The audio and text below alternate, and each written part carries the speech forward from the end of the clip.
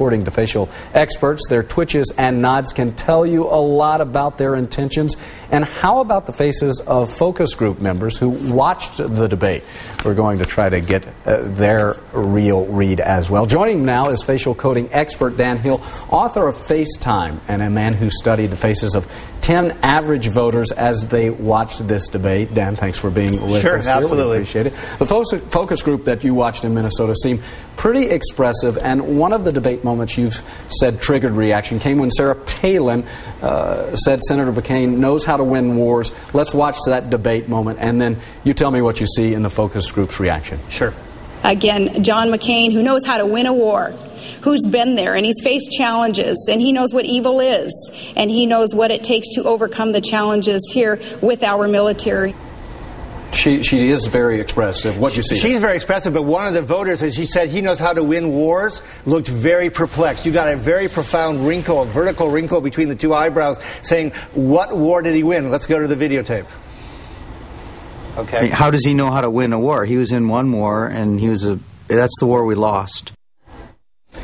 And the reason that's so important is, let's go back to the Republican convention. Speaker after speaker came to the podium to talk about McCain as a war hero. Right. They have made a very decided decision to say, we're not going to compete so much on the issues as we're going to compete on character. It reminds me of Bush in 2004, where he said, I'm almost not going to run as the incumbent. I'm going to run attacking John Kerry's character. So this is really fundamental to his whole story as a hero, and what we're getting here is, obviously Sarah Palin was on TV to speak very enthusiastically, as she did, about him as the maverick, but also about him as the hero. Here it seems a little bit of that was taken away by the voters' reaction. I don't get how he's the hero. We didn't actually win that war. Let's go to the other side. You've said you noticed a debate moment that sparked some strong facial reaction from the group when Joe Biden is asked, what's your Achilles heel? Let's watch that. You've been very kind, suggesting my only Achilles heel is my lack of discipline. Others talk about it, my excessive passion. The excessive passion. I think we're going to have a videotape where a woman's talking about saying, I'm not sure I quite see the passion. Now, there is a lot of passion on his face. I think what she really meant is when you say you're a passionate lover, you mean you're enthusiastic, that you're ardent. He showed a lot of passion, but it was much more a chiding kind of anger and disdain. His eyes narrowed a lot. He showed kind of a grimace smile at times. His role was supposed to be to reinforce the hope story for Obama.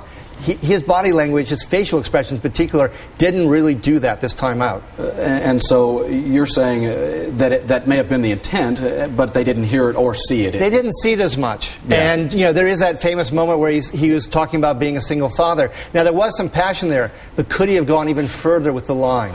And as we look at the reactions, the overall vote from your viewers, did they think either candidate did win this debate, or do they call it a draw? They essentially called it a draw. We had 10 people in the room. 7 of them said, well, no, I really think this is a draw. One of them thought Palin because she was a little more folksy, they could connect with her better.